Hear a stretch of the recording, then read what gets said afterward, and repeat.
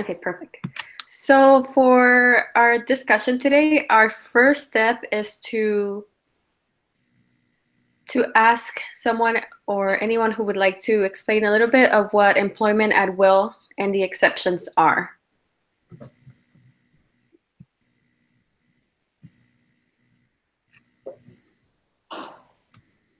Would anyone like to explain a little bit of that? Or if not, we can just go through the list that's on here.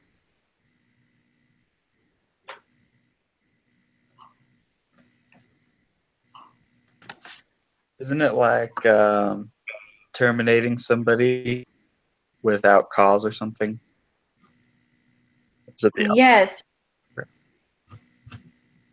So from what I was reading, employment at will is not really a contract. It's just with an employee and an employer who agree on working, and the employee can be terminated at any time, and the employee can also quit at any time. So it goes two ways. Oh, totally.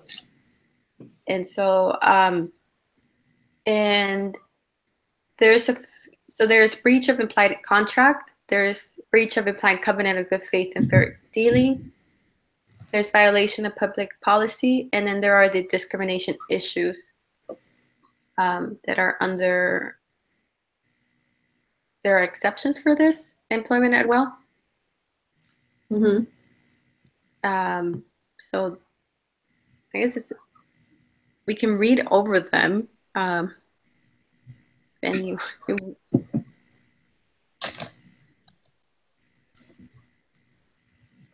do you guys have open the I know it's for the discussion leader, but would you like to? Anyone like to open that, and then we can read through those exceptions? Just maybe it'll flow easier.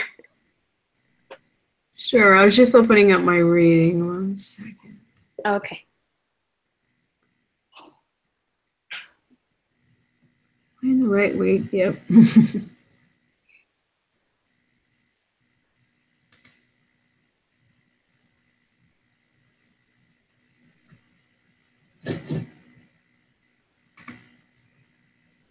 Okay, so while that's being pulled up, I can read the first one, which is a breach of implied contract.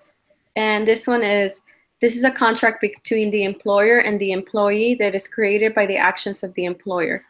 The employer could imply that the employee will have continued employment by making statements about how well the employment is doing.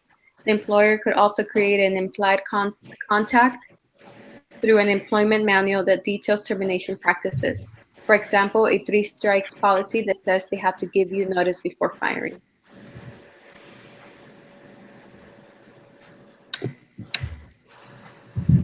Carly, what did you want us to pull up? I'm trying to look at my stuff. I brought up discussion prep leader, discussion only. Is that what I'm supposed to be looking at? Yes, does it say instructions, step 1, employment at will?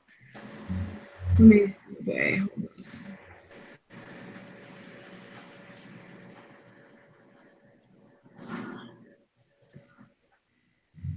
I've got it if you want me to read. Okay. Okay, Erin, go ahead and read the next two. Okay, the next one's breach of implied covenant of good faith and fair dealing. And it says this should come into play when an employer unfairly tries to avoid doing what they agreed to do under the contract by terminating an employee. And then the third one is violation of public policy. And this is terminating an employee for refusing to commit an unlawful act, serving on jury duty, blowing the whistle, firing for workers' comp, refusing to date one's boss, etc. And then finally, we have the discrimination statutes, which are the Title VII about race, national origin, gender, and religion, the Americans with Disabilities Act, and then finally the Age Discrimination in Employment Act. And so what I am understanding is we have to put into consideration these exceptions when considering the case with Terry and Phil. And so so have that in mind, those exceptions with the employment at will, and then let's talk about Terry and Phil. So what do you guys think about Phil, and what do you think about Terry?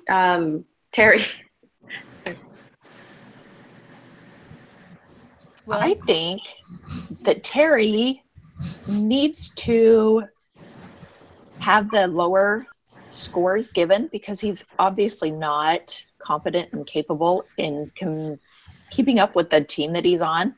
If he's just walking around asking for opinions and what do you think I should say? What do you think I should say? What do you think I should say? And all he's doing is retyping everybody's opinion. He's actually not doing any job at all. So even though he's friends with the bosses, I think that she needs to move forward, giving him the lower score and maybe try and help him find a different position within the company. Kind of like, I don't know if you guys have ever read Good to Great, but one of the things they talk about in Good to Great is having the right people in the right seats on the bus. I don't think he's a bad guy, and I don't think he's stupid or that he can't work. I just don't think that this is the right fit for him. And so I think maybe if she helps him find the right seat on the bus. So that's kind of what I was thinking with Terry. that's a great idea because I hadn't thought of the right seat on the bus. I had thought, well, maybe we should just give him his scores and start the PIP process and get him underway because he just, where he was brought on by his scuba diving, co-working, the CEOs and all that, it just doesn't make sense to have him there. And so, the scores that he was given by, was it Rachel or what's her name? I think that was an injustice because really, and probably she had a lot of pressure from the uppers that are his friends because right now they're pressuring who the writer. So I just think that that's a good idea to look for a better place, Erin, within the company. Part of me feels like he doesn't have really a place in the company. It kind of makes me feel like, part of me feels like he's not doing well and she should just give him the lower score and start things because it sounds like it's not his fit. He wasn't hired under normal, situation. I don't know. If he can do something else, that's great, but I don't know that the job is his fit. And I don't know, I mean, is HR's job to, make people fit, or is it something we need to do to find the right fit? Does that make sense? I don't know. That's a tough call because she's getting a lot of pressure for it.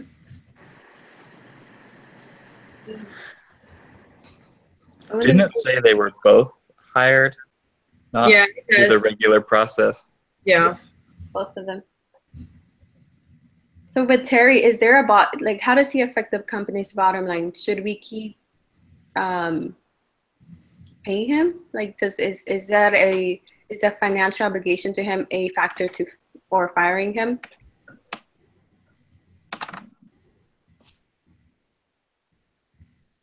I don't know that he's very productive, but that doesn't mean that he couldn't be. So I think this is a tough situation. She's been put in a tough situation because she's has to take him on when it's not really. Yeah. Sorry, my kids are talking over the intercom. Hold on. I need to take care of something. So it says Phil is not as much as he's less a financial liability than Terry, because Terry's salary is all it's pure cost. Okay, so let's talk about the legal obligation. So it says, based on what we've learned about employment at will and exceptions, what legal obligations could the manager have to fire Terry? And then we'll talk about Phil.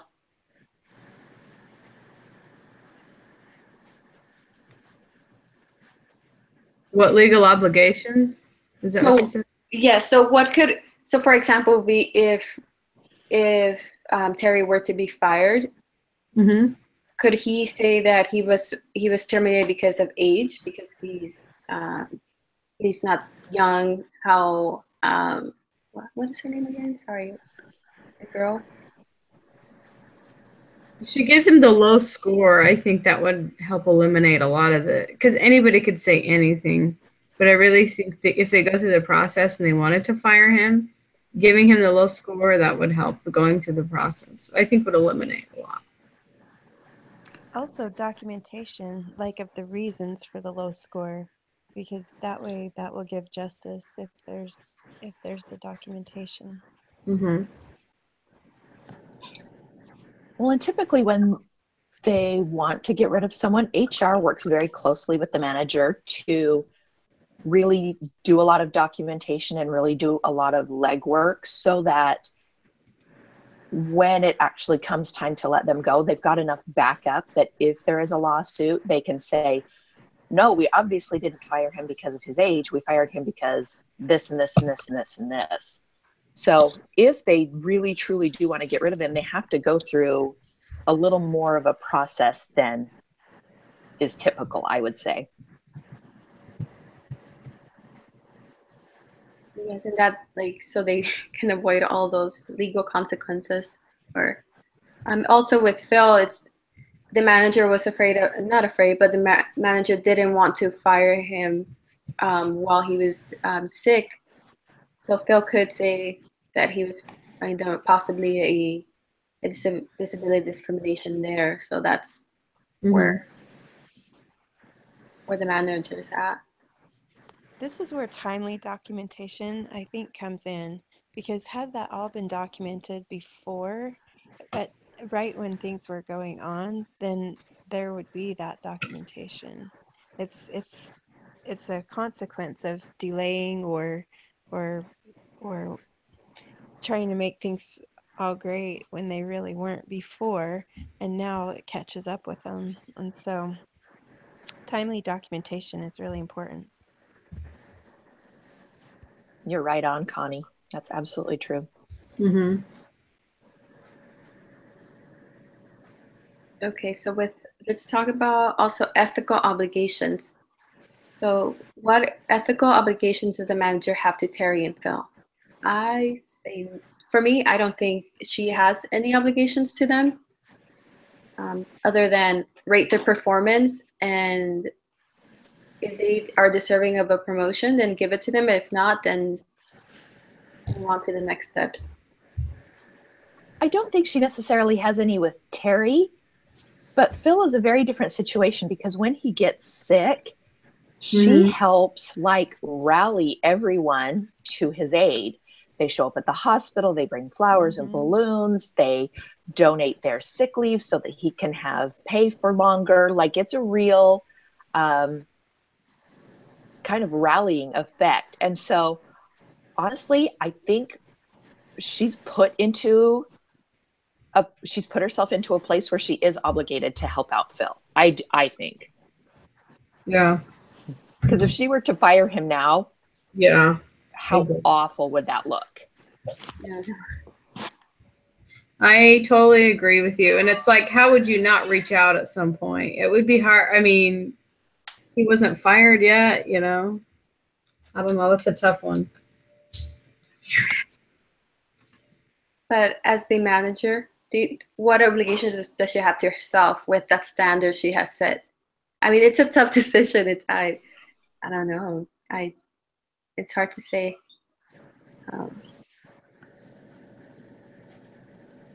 It mentions the manager thinks Phil should get a promotion. His group has been rallying around him during his illness. How could terminating him impact morale on the rest of the employees? It doesn't seem quite fair.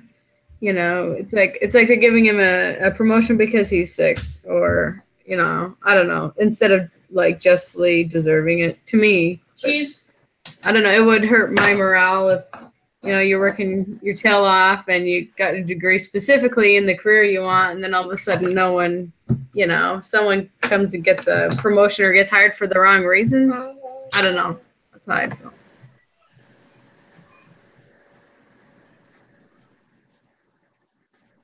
I don't think that they should necessarily do a promotion, but keeping him in place is probably the better plan.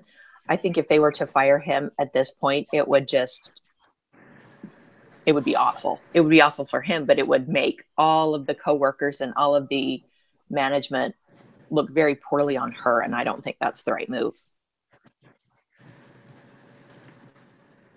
It's just like a hard situation for her and everyone involved.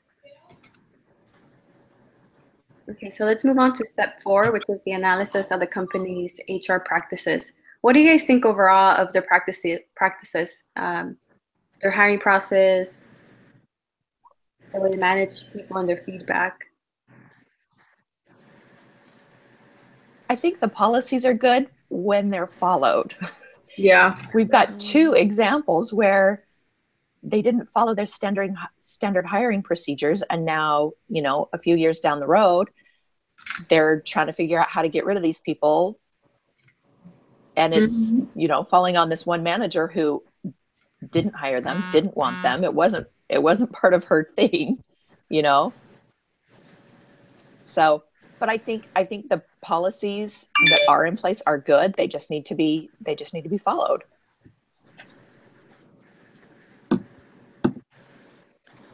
Yeah, I wonder how it would be different if they went through the very, very demanding hiring process. I'm guessing they would. They put him through. Terry, and then, like 5 people said no, and they're like, oh, we're gonna do it anyway. Yeah. Why would they even hire him though? Like, just they wanted to give him a job. Is that what it was? They're like, oh, he's our friend. Let's just give him a job. Yeah. That's exactly why. Yep, the company had been growing well, and they were probably all making good money, and they were like, hey, he's our buddy. Let's bring him on too. Let him, you know, have some of the good life. You know, and so I think something we can learn from that is learning to not blur those lines between friendship and work. I think a lot of that sometimes happens. You become your friends, your coworkers, and then you don't know how to be professional. Not be professional, but how to not hurt their feelings, or how to say certain things so you don't hurt them, kind of thing. It's something that we can learn with this case. Okay, so what about the PIP, the performance, what's that stand for again? Improvement plan, I think is what it was. That's what do you guys think of that? It's another one of those situations where I think it's a good policy, but they're not using it like it's supposed to be used. It should be an opportunity for a warning type situation and specific steps for improvement so that they can come off PIP and do a better job. But the way that they're using it is so that it's just a quick way to fire them, honestly, which I don't think is what it was intended to be.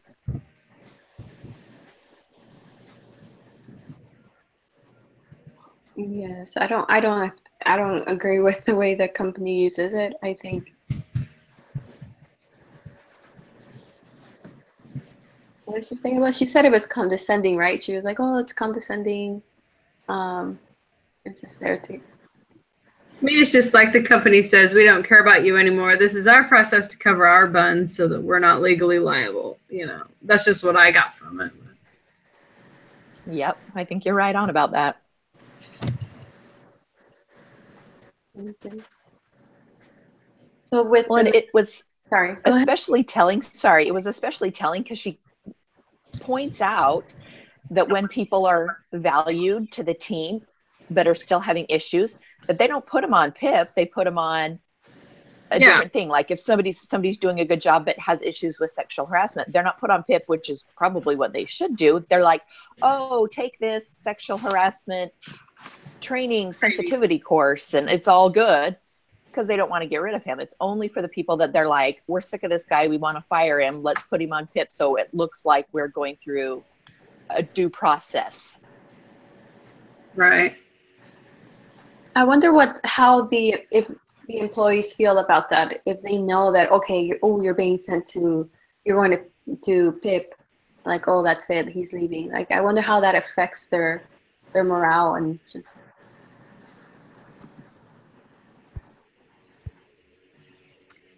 It kind of reminds me of a timeout procedure for kids, when if it's used properly and early, then it's effective. But if it's not, then everybody blows it off and takes it to the next, you know, takes keeps pushing it down the line and it doesn't get used like it's meant to be used. And so it seems like nobody cares about it. True. I like that. It's like a timeout. Okay, so let's think about so do you think the manager can make good decisions about Terry and Phil, or is she just influenced too much by Terry being the friend and then Phil being sick? Do you think she can be unbiased in making the decisions? She seems pretty tough to me. She seems like she's a straight shooter. But I think no matter what, you'd have to be influenced by, when people pressure you, you would feel the pressure. But I feel confident in what she would do just because I don't know who she is. She seems more strong-willed. She says what she thinks.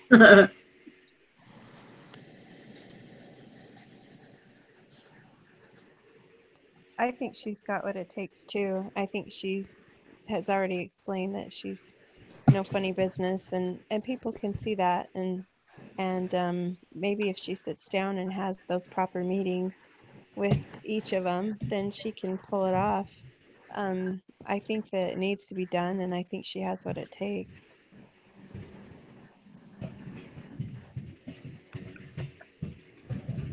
Nathan, how do you feel about her? And I think she is capable of it, but I don't know. It seems like it could be one of those situations where you just kind of get wishy-washy or don't want to do it. But I think in pursuit of her job, it would be the best to get those lower people out or fix something. She has to do something. So Yeah. I think she can do it. I think so. I think she can do it. But I mean, it's hard to not be biased, right? I mean, okay, so then the final decision. And for this, everybody think about and commit to it. It says commit to a decision about what the manager should do with respect to Terry and respect to Phil. So make up your decision about Terry and we'll talk about him first and then we'll talk about Phil. What do you think the manager should do with Terry? I think she should stick to her instinct with giving him I think it was a 2.5 was the low score that she was considering and getting pressured to change. I think she should absolutely stick with that and really move forward to start the process. He's not the right fit. He's not contributing, and it's taking more of her time trying to manage him than he's contributing. So he's out. He's out. Okay, one out. Who's next? I agree. I think he should be out. I think that continually pandering is a problem, and they created the problem. It wasn't her fault, but I think he's out. That's what I think. She can do it in a respectful way, though. Let him know early. Things like that. Okay, so 2. Connie, where are you on this? I agree. I think the same thing. I think he should be out. And I think that she should start with the 2.5 and then, I don't know, it could turn around, but it doesn't seem like it could turn around on her, I guess you could say. But I think that he's just going to keep doing what he's doing. And as long as procedures followed, then he's on his way. But I think it's a tough call, but yeah, I'm for out also. Okay. Nathan. I've been trying to think of something how not firing him would work, and the only thing I could come up with was put him on his own project where he can't go around and ask people what he should do, but he probably still would. So, and get him out of there. Okay. Yeah. That's a great idea. I never thought of that because that's proof in the pudding, you know. It's like, well, he couldn't even do his own project, so there we go. Nolan, are you? Yeah, I'm here. Okay. I agree with everyone else. I think he should be out. Okay, so out he is. Let's talk about Phil. I know this one's a little bit harder. So what do you guys think? Honestly, I think that they should keep him. I think if he were to be fired right now with the health issues and with the support that he's being shown by the company, I think it would just turn into something a lot worse than it needs to be. Yeah. And I think they should keep him for now. I think they should keep him. I don't think he's a very big asset to the company, but because of his issues, I think they better keep him so they don't get sued. And you know, and it is compassionate to give some time. I mean, that would be a really tough decision. Money. Yeah, I agree that maybe they ought to give it time. I kind of think that he's at least making an effort to contribute, but you know, I think with assignments, you know, it said that he came in when he could and things like that. So he is making an effort. Um,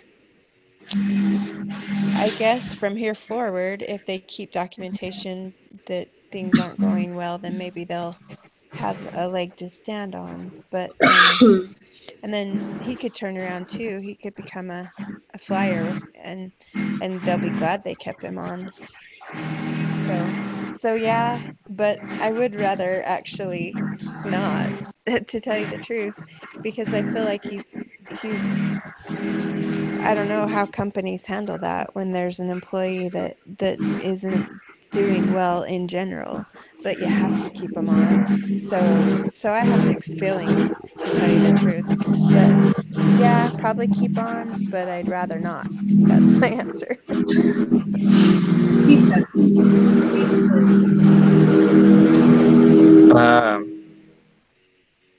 She put herself in a bad situation. I almost think that they need to work with it.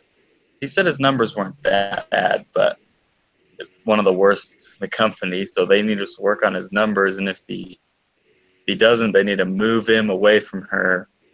And then if he keeps doing bad, then get rid of him. But yeah, I think she's kind of stuck with him. Keep Yeah. them. Okay, and Nolan. Yeah, I agree with what was said a little bit ago. Like, he's not a super big contributor, but it does say that he did manage to contribute something to the team that he was put on. And so, like, he can be used as a liaison even if he's not as technically smart or sound as everyone else in the team. So, like, he's kind of worked to find a place for himself, even though he's not necessarily good at what everyone else is doing in the team. And then also just because it's really bad timing with him being sick and everything, I would say keep him to help him out, make sure that he can get better and come back to work and try and improve. Well, it looks like he's staying. Although I don't want to sound heartless, or maybe I'm just gonna say the opposite. I don't know, but okay, so we are gonna find out what happens, and I haven't read what happens, so we're all gonna. So according to the right after the discussion, prep and discussion leader. The next one, and then I'll give you a password that you'll have to put in so you can read the outcome. So dismissing employees part 2.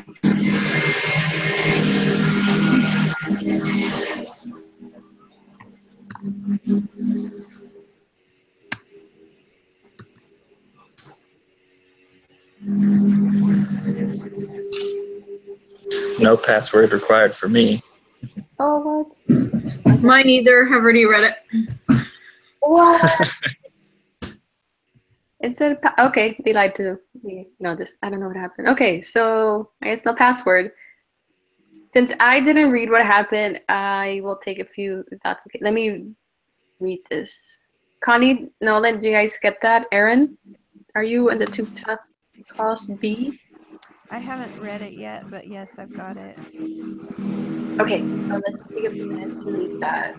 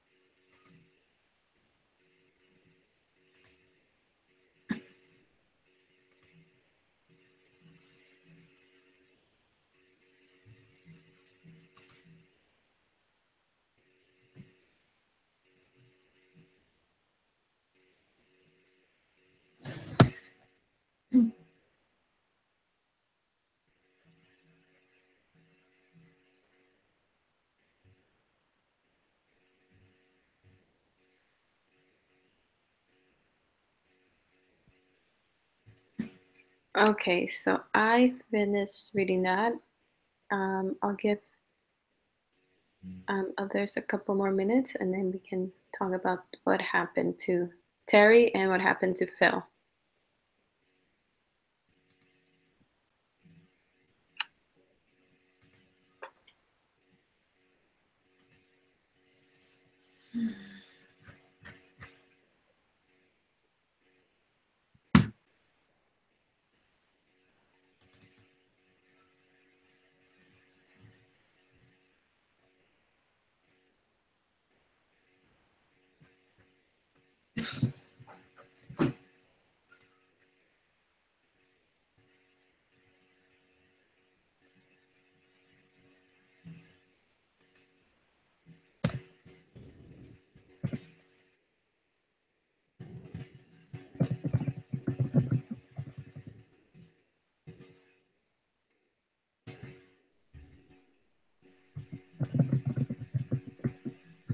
Okay.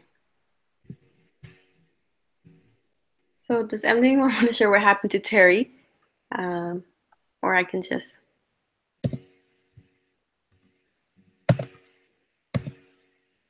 I think she handled the Terry situation very well.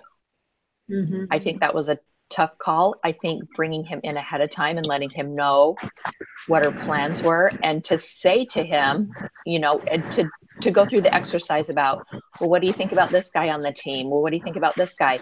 You know, and kind of putting him in her shoes a little bit and saying, You know, do you really want to be the guy that's always the weakest link? You know, do you feel like that's really good for your career? And he recognized that she wasn't trying to be mean necessarily. She wanted to be respectful, but she wanted him to understand that, you know, he wasn't cutting it. And I think it was awesome that she gave him some opportunity to look for other positions.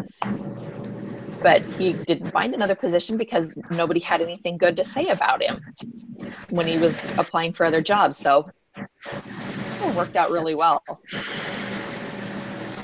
And it sounded like when he left, he had a good experience too. Found his fit in his job, you know, rather than staying with the company. He took it way better than I thought.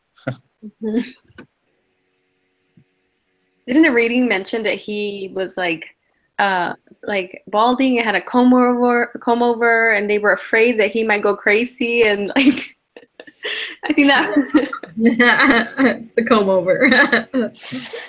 so yeah, you're right. He handled that pretty well, and so he was doing a great job at the new engineering company and was promoted to manager. So that's a good story there. A happy ending, I would say. So let's talk about Phil. It's Phil. Poor guy. It's really sad what happened, but she gave him three threes, kept them, and he was about a year later. He was diagnosed with brain cancer. Left the company for good, and he died after that. So I have some things I want to say about this one, if that's okay. It reminded me, thank you. It reminded me of when my husband had his injury. So is it okay if I just talk about it for about 1 to 2 minutes just to give some life to this? Okay. So my husband was hired as a seminary teacher right out of university. We were married 1 year. We had been there were 30 teachers that had tried to get that they hired that year, and he was one of the 30. And just at Weber State alone, I think there were 10 up for hire, and they hired one, and he was one of them. So he was a good hire. And so, but right after he was injured, we'd signed all our paperwork, we'd bought insurance, everything. And or right after he was hired, he was injured. It was that very summer. And so what happened was they kept him on and they filled his position. And but we had to immediately, use our death and dismemberment and disability insurance and all that. And so he went on disability. They gave him kind of a outline of things he had to do to get back to go part-time first and then full-time. So it took 7 years to work back to full-time, but he did it, and he got his master's degree in the meantime and things like that. So but they filled his position, and when this article talked about how his position was filled and how he kind of, they worked with him and things like that, this is familiar to me. I know exactly what it is. And then my husband's scenario turned out really positive because he went back full time those 7 years later. And then now he's been this position where we just moved to Colorado. He's now a coordinator, which means that he trains called teachers, and then he teaches institute, and he teaches in the classroom. And so he has it's been a lot of work, but it's been a really positive thing. And so he's been able to keep his dignity in his career. And then what it's been is it's just been a lot of management in order to make that happen. And so we've been real thrilled. I didn't even think about my feelings about this when I was reading about Phil until we've gone and just read this B article right now. But it happens, I guess, pretty frequently that when someone is injured or sick that companies do this, but it's not very common that there's a success story, and we've had a success story. And so I just wanted to share that with all of you, that when it goes that way, it's neat to use all the the programs that are offered, like the disability and things like that, and when they're used effectively and when it works for the company to where everything's managed well and all the, I don't know what more I want to say about it, and I feel like I'm done, but it's just neat to see that can happen, and I'm really grateful that it can go that way. So I'm done. Thanks. Thank you, Connie, for sharing that. That's, Excuse me. I just thank you for sharing that. I have no words. Just, I'm glad, everything, there's a happier story there. Anyone have any And final thoughts? Sorry. when Phil died, I was really surprised, but actually it probably turned out good that this is the way it went when he died too, because he'll be able, his family will have his benefits, and they weren't just left hanging either. So it was interesting that he died. I didn't anticipate that at all, but I was glad to see that that's the way that the company handled it.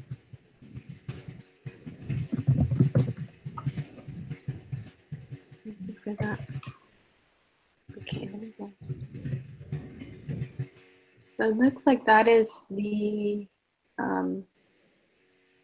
end or of this discussion. Well, the case. Unless someone wants to add anything else, we can move on to the final wrap up. Can sorry, one more thing. I want to hear what everybody else thinks about Phil's case. I feel like I took up a lot of time sharing our scenario, but what did everyone else think about Phil?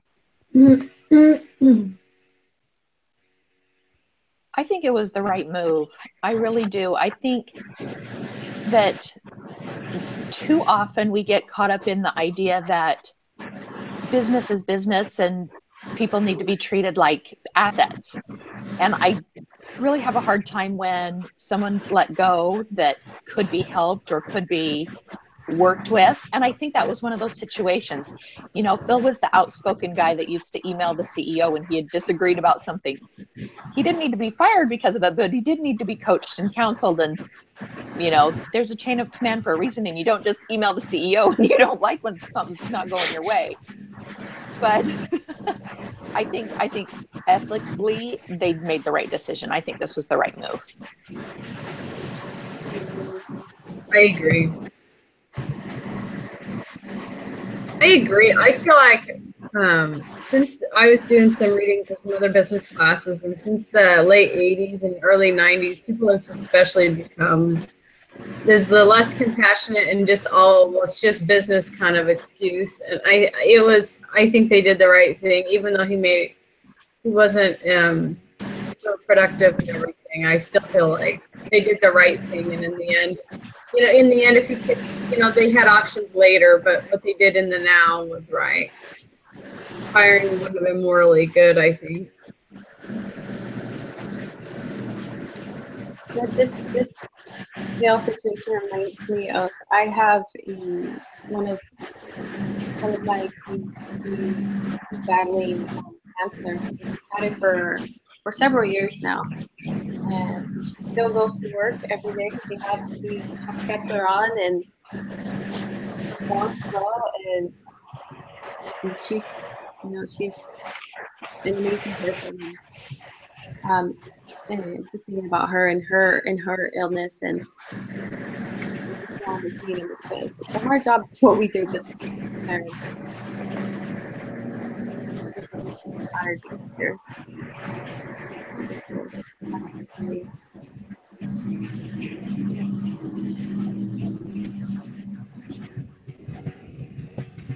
Okay, so for the final wrap up,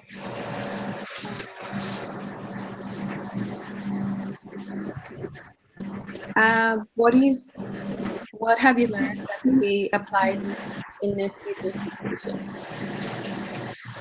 So what do you think about what they have learned that can apply in a future situation? Yeah.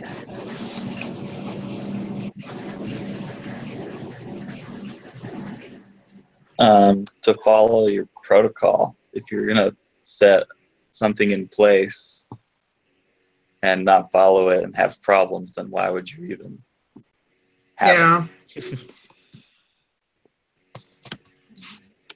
I think one of the greatest lessons that I feel like is just stick rigorously with procedure and be especially careful not to let yourself slack off in good times, you know, because people, it sounds like that's what always happens is things are relaxed for a time.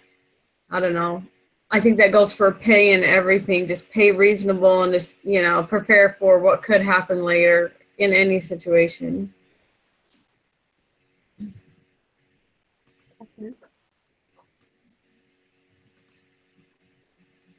Okay. It looks like we don't have a what's that called? The final feedback for when you rate me and all that. We don't have that today, so this will be the end of the discussion.